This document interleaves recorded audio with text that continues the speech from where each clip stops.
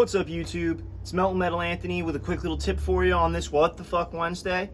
So as you can see, I'm welding on these shitty old dump truck beds, and I was doing some crack repair, and I had a bit of a blowout. I kind of did it on purpose because I want to show you guys something.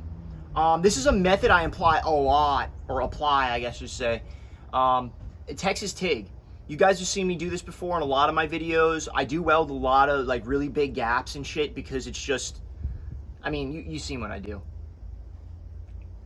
I'm like the shit welder of the world. But anyway, so what we're gonna do is I'm gonna show you how I Texas Tig. I'm gonna try to throw one of my lenses on the camera so you guys can see the arc. I'm gonna do my best. This is not an art camera. It's not made for that. It's not a specialty welding camera. Yes, they make specialty welding cameras. That's why I don't give you guys that many arc shots. So I like to use a 70-18 even if I'm gonna be doing my route with 60-10.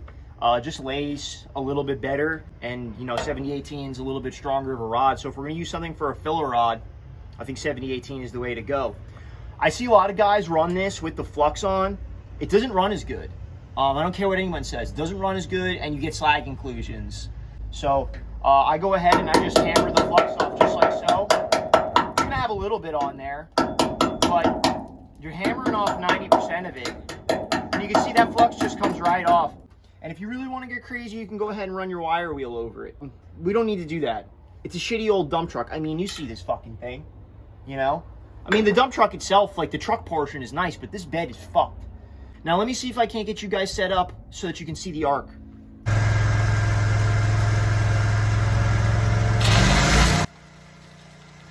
So the reason this is called Texas Tig is because it's very much like TIG welding. The two main differences is you're pushing with both your left and right hand.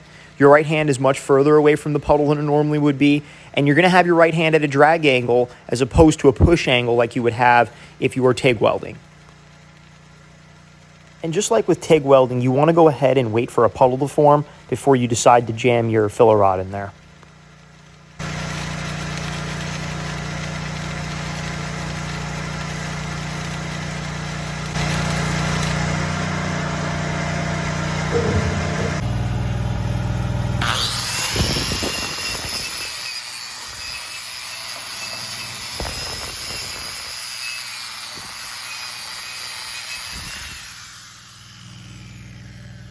So there you have it. Certainly not the best weld I've ever done, Texas Tig or otherwise.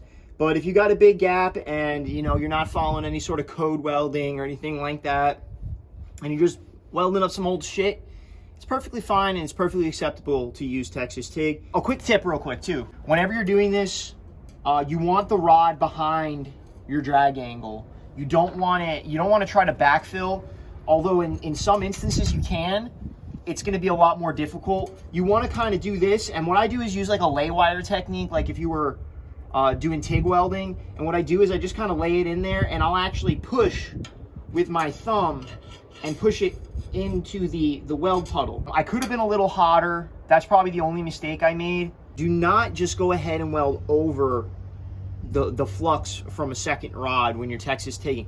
Better yet, if you have some ER 70-S sitting around, like some TIG rod, like some 045 or what have you, 332nd, whatever, that works even better. But it's a really good way to quickly fill a large gap if, you know, you're not going to be scrutinized by anybody. If you're just welding on some shit and you need it to hold, Texas Tig is perfectly acceptable.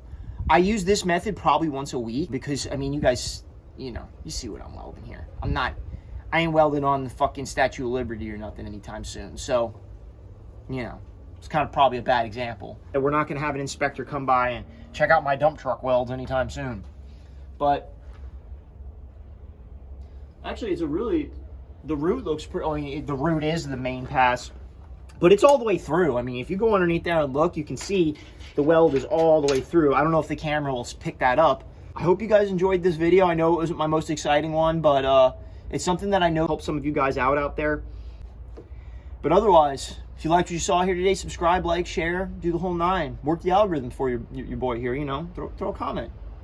Just a little comment. It takes 2 seconds of your time. Hey, I'm Melting Metal Anthony. Keep dragging rod, keep pushing me, keep doing what you do.